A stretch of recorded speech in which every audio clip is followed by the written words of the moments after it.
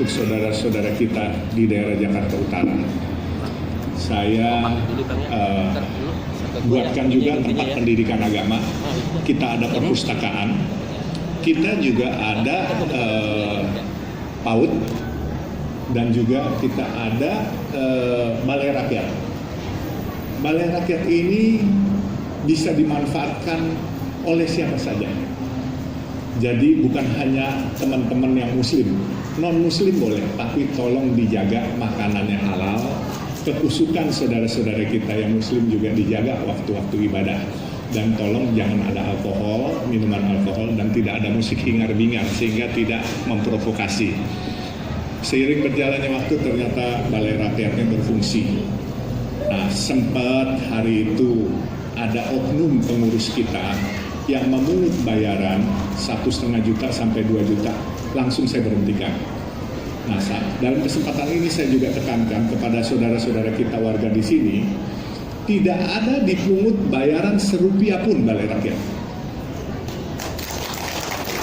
Jadi balai rakyat boleh dipakai buat arisan, buat sunatan, buat nikahan, buat apa saja, yang penting urusannya yang positif lah gitu. Jadi kalau ada rezeki silakan masukin di kotak. Kalau nggak ada rezeki nggak usah bayar apa-apa. Yang penting dijaga kebersihannya. Saya cuma minta waktu pakai bersih, ini minimum paling tidak pulangnya bersih. Karena tenaga kebersihan kita kurang. Jadi tidak dipungut bayaran. Kalau warga ada yang mendapatkan, ada orang-orang kami yang menerima bayaran, langsung laporkan kepada Ibu Indah atau kepada saya, dan langsung saya ganti hari itu juga. Karena memang ini dibuat bukan buat kami mencari untung, tetapi dibuat buat kesejahteraan warga di sini. Dan hari ini kita laksanakan janji kita juga. Saya memang berjanji selain membuat masjid, kita buat RPTRA. Bahkan kalau Pak Wali berkenan, ayo kita sama-sama, kolong tol Jakarta Utara ini paling banyak. Mau bangun apa tempat yang positif, kita yang danain, tapi Pak Wali yang bersihin. Tempatnya apa? Cari Pak, bukan buat kepentingan kita. Pokoknya buat kesejahteraan rakyat Jakarta Utara paling tidak. Itu. Karena Jakarta Utara ini Pak, di antara seluruh Jakarta masih banyak saudara kita yang lantai rumahnya tuh tanah merah. Bagaimana sebagai ibu kota masih ada saudara-saudara kita yang belum ngerasain ubin atau keramik. Nah, ini tanggung jawab kita bersama. Oleh sebab itu Pak, kalau boleh nanti di kolong-kolong tol ini, kebenaran kami sebagai pengelola tol mendapatkan hak untuk mengelola kolong tol ini oleh Bina Marga. Yuk kita buat kegiatan yang positif, yang bisa bermanfaat untuk warga sekitar, dan juga bisa menjadi satu tempat yang positif. Kita sedih tadi pagi jam 4.30 di kolong tol di sebelah sana, daerahnya apa ya itu, Sungai Bambu ya, terjadi kebakaran. Kebakaran itu diakibatkan oleh orang lain yang menumpuk barang yang mempunyai usaha memakai lapak itu nggak bayar. Manfaatnya apa buat warga di sini? Nggak ada. Tapi begitu kebakaran akibatnya banyak buat rakyat di sini. Makanya saya mohon warga di sini tolong saling jaga. Pak, nanti kalau mau dibuat kegiatan positif Pak Wali, tolong jangan ada yang ada api, ada masakan atau apa. Kita mau bikin ruangan futsal, mau bikin lapangan sepak bola, mau bikin lapangan badminton atau tenis pun kita bisa Pak. Tapi yang penting kalau ada hasilnya Pak, digunakan untuk kesejahteraan masyarakat sekitar sini Pak. Itu aja. Jadi untuk itu saya juga terima kasih atas kehadiran Pak Wali dan Ibu dan serta jajarannya. Dan saya mohon kerjasama ini terus kita eratkan, kita tingkatkan, sehingga kita bisa membangun wilayah kita, terutama yang di kolong tol, supaya kita bisa manfaatkan, membantu kesejahteraan rakyat sekitar. Dan sebagai laporan Pak, masjid ini baru yang pertama di Papanggo, saya bikin di sini nih. Yang kedua, alhamdulillah di wilayah Bapak juga di depan pintu Ancol Karnaval Pak, itu ada satu Baba Alun AGP, itu sumbangan dari Pak Tommy Winata Pak. Terus yang ketiga kita sudah bikin di depan Depok Antasari, insya Allah sudah bisa dipakai buat bulan Ramadan. Yang keempat, kelima di depan pintu tol Bogor, insya Allah akhir tahun kita bisa bikin, itu ada 2. Yang untuk dari Sentul mau ke Bogor, nanti yang dari Bogor mau ke Sentul juga ada. Jadi kita bikin 2 di sana. Kita bikin 5. Dan rencananya kalau Pak Wali nanti misalnya di daerah utara sini di kolong tol Pak terutama, Bapak misalnya pilih tempat di kolong tol kami bikinkan seperti Bapak Alun, jadi komplit Pak. Bukan hanya tempat ibadah masjid, tetapi ada TPA-nya, ada PAUD-nya, ada perpustakaan, ada balai rakyatnya. Bahkan kalau saya boleh ceritakan, saya senang sekali begitu saya melihat tempat ini dimanfaatkan oleh saudara-saudara kita, terutama adik-adik kita. Dia sekolah, orang tuanya udah langsung pulang sekolah, misalnya jam 10 pagi pulang sekolah, langsung taruh di situ. Kalau enggak dulu Pak sporadis, orang tuanya nyariin anak-anaknya kemana-mana. Sekarang dia udah taruh di sana, terus jam 12 ibu-ibunya bawain makanan, nyuapin anak-anaknya di situ. Kemudian setelah anak-anaknya makan, ibu-ibunya berinteraksi. Bahkan kadangkala masih ada yang mungkin kita udah nggak bisa lihat lagi di ibu kota, main cari-carian kutu ibu-ibunya Pak. Nah itu nggak ada lagi. Dulu saya waktu masih kecil ada, tapi di sini masih ada. Jadi sambil ngobrol, sambil cari-carian kutu, malah dipites kutunya gitu. Jadi hal-hal seperti ini saya rasa mungkin bermanfaat buat warga-warga yang memang kurang beruntung. Jadi makanya ini berhubung Pak Wali masih fresh, muda, gagah, ganteng, baru, ayo kita ajak kerjasama sama Citra Marga. Masa kalah, iya kan? Pak Wali sih, saya pokoknya minta titip sama Pak Wali, kolong tol ini kita berdayakan Pak. Dulu saya sempat berpikir untuk membuat tempat-tempat di kolong tol ini pertanian sementara, misalnya ternak lele, lalu warga diikut sertakan untuk bekerja, tetapi ternyata nggak jalan juga. Nah makanya saya ini harus serahkan ahlinya kepada wali kota, bagaimana caranya, apakah dinas perikanannya, pertaniannya, kita bikin Pak. Lele, kenapa lele? Lele ini pecel lele di mana-mana Pak. Ya kan, mereka jadi bisa supply lele. Nah kalau makanannya dari pelet dan juga dari makanan-makanan bekas, gampang lele. Makanan bekas, Pak Wali punya daerah ini banyak hotel bagus-bagus Pak. Makanan bekasnya aja kita minta Pak, kita kirimin buat ini ternak lele. Nah kira-kira itu. Jadi Pak Wali insya Allah dengan kita bangun Air Petra ini, kita juga akan bangun yang lain-lain. Kami cuma mohon arahan dan petunjuk dan tetap bekerja sama. Dan setelah kami buat, kami hibahkan kepada Pemprov atau Pemkot untuk mengelola. Kami sendiri, masjid ini pun juga kita nggak kelola, dikelola oleh masyarakat sekitar dengan lembaga dakwah yang lain. Jadi nanti kalau kita buat masjid pun, kita serahkan juga Pak, kita serahkan. Tetapi yang kita minta, tolong kalau di acara masjid ceramahnya yang sejuk-sejuk aja lah ya, jangan memprovokasi juga. Yang saya minta jangan menyerang pemerintah, karena pemerintah ini sudah capek bener-bener ngurusin kita. Masa kita rongrong lagi? Kita harus dukung pemerintah, kita bergandeng tangan sama pemerintah memakmurkan saudara-saudara kita yang di kolong tol.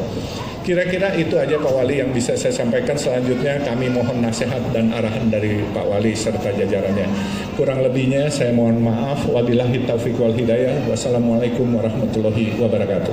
Warahmatullahi wabarakatuh. Selamat siang dan salam sejahtera bagi kita semua. Yang saya hormati penasehat PT Cipta Marga Nusapala Tbk, Bapak Yusuf Hamka beserta seluruh jajaran direksi maupun pengurus PT CMNP Tbk. Yang saya hormati Kepala Dinas PPAPP Provinsi DKI Jakarta, pada siang hari ini diwakili oleh Bapak Kelik Niarto selaku Kepala Bidang Pemberdayaan Masyarakat, teman-teman dari pemerintah kota administrasi Jakarta Utara, asisten kesejahteraan rakyat, Kasudin PPAPP, Kepala Bagian Kesra, dan beberapa kasudin yang hadir pada siang hari ini. Yang saya hormati Ketua Tim Penggerak PKK Kota Administrasi Jakarta Utara beserta seluruh pengurus, Camat Tanjung Priuk dan jajaran. Yang saya hormati tokoh masyarakat wilayah Kelurahan Warakas, Kecamatan Tanjung Priuk, Ustadz Abi Ihwanuddin yang tadi sama-sama sudah memimpin kita membacakan doa. Yang saya hormati Ketua Dewan Kota Jakarta Utara Bapak Muhammad Siddiq, para Ketua RW di Kelurahan Warakas, lebih khusus Ketua RW 012 Bapak Solihin. Yang saya hormati Bapak Ibu,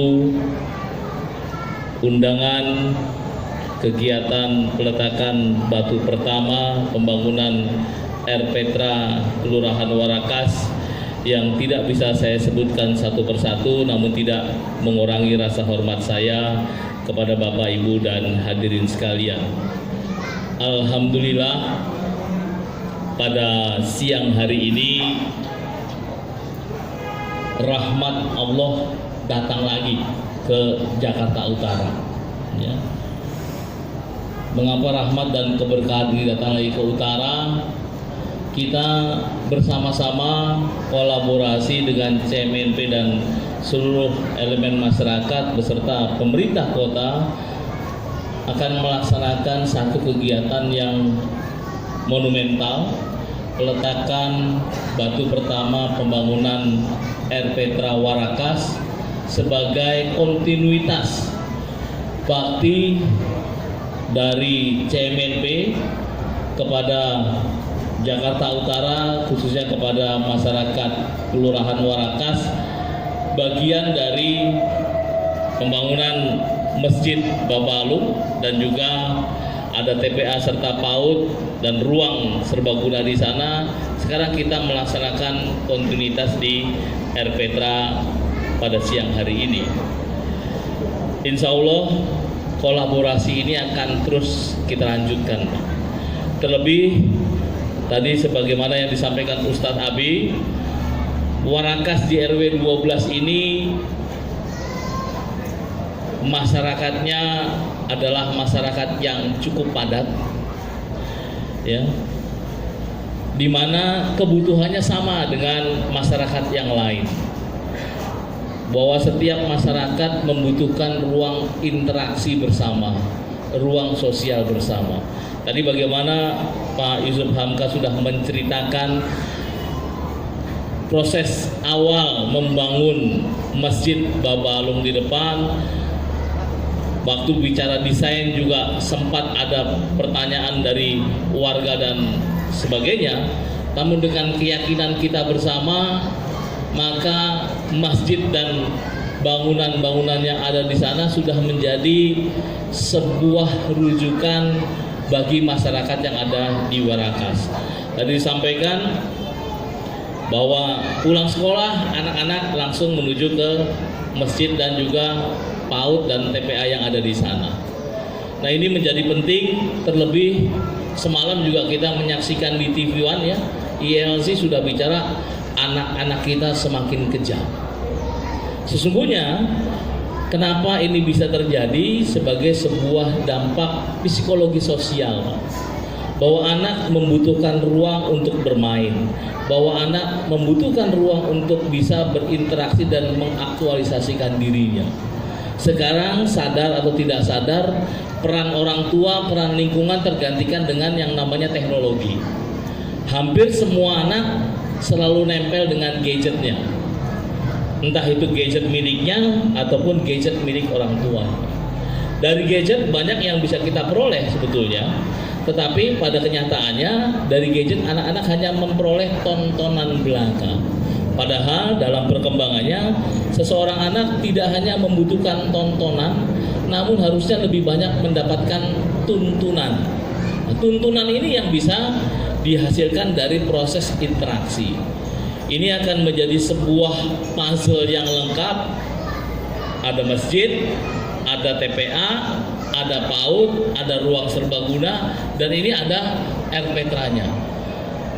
Bagi kami di pemerintah kota ini adalah sebuah ruang untuk bisa semakin kreatif dan inovatif, Pak. Kenapa? Seringkali kita membangun atau meresmikan sebuah sarana prasarana, yang terlupakan adalah bagaimana kita mengisi aktivitasnya. Aktivitas ini bukan perkara yang sederhana, Pak.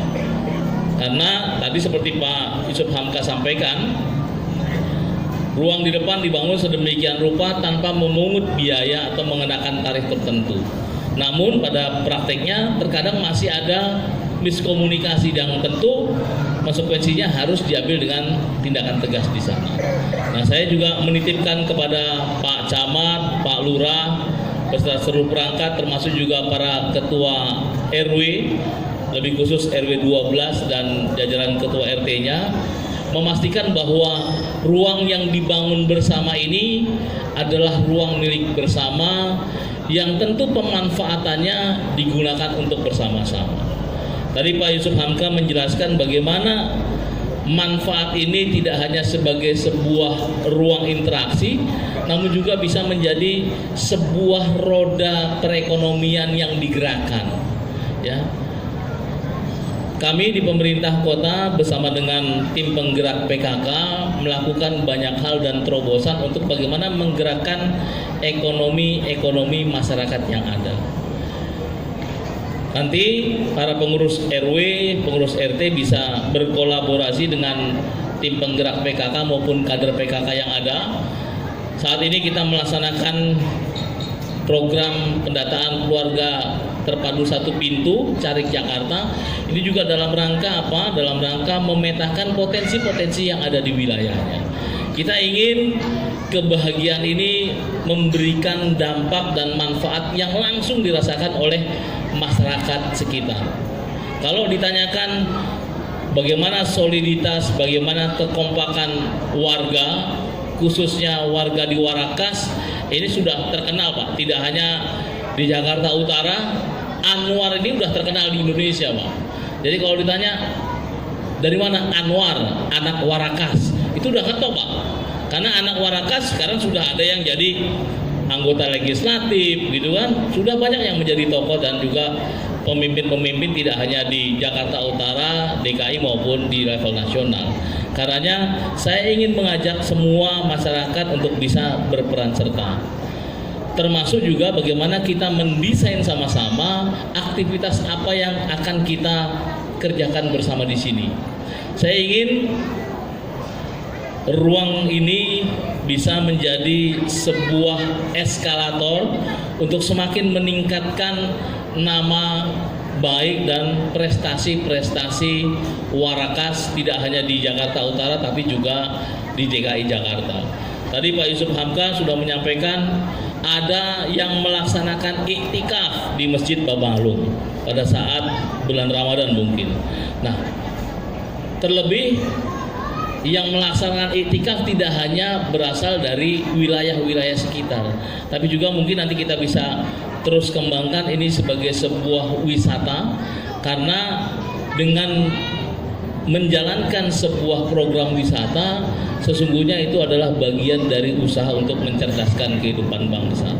Kita tahu Bali hampir semua penduduknya bisa berbahasa asing karena wisatanya berjalan.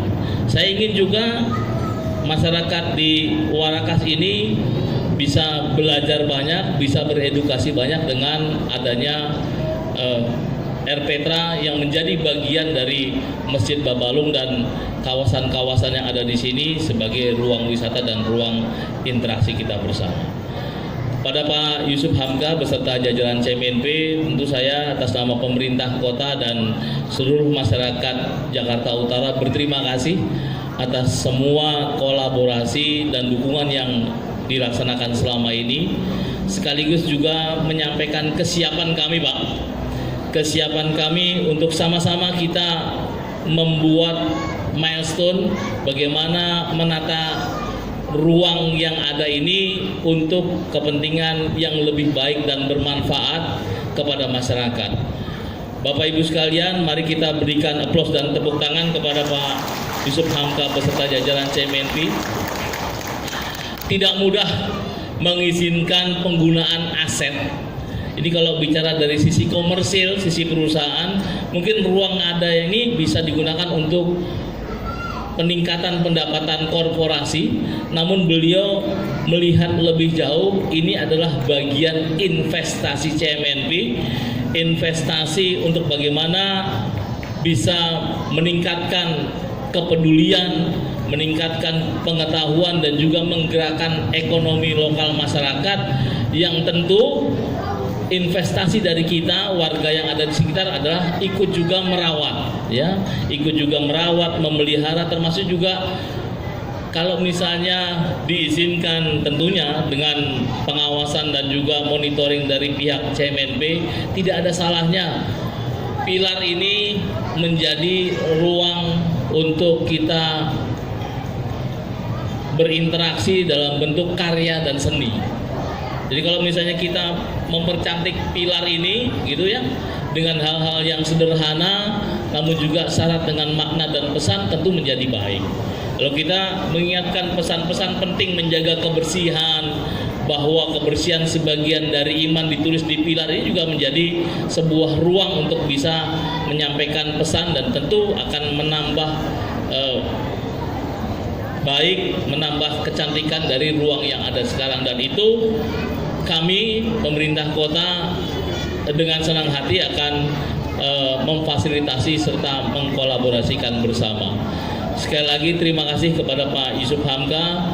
Insya Allah apa yang Bapak niatkan akan kami respon dengan baik. Bagaimana kita menyelesaikan semua ruang-ruang milik jalan yang ada di bawah jalan tol ini menjadi sebuah ruang yang penuh dengan manfaat dan keberkahan bagi masyarakat Jakarta Utara. Mudah-mudahan apa yang kita niat dan rencanakan ini mendapatkan ridho serta dimudahkan Allah Subhanahu wa Ta'ala. Amin ya Rabbal Alamin. Demikian yang dapat saya sampaikan, lebih kurangnya mohon maaf. Saya akhiri billahi taufik wal hidayah. Assalamualaikum warahmatullahi wabarakatuh.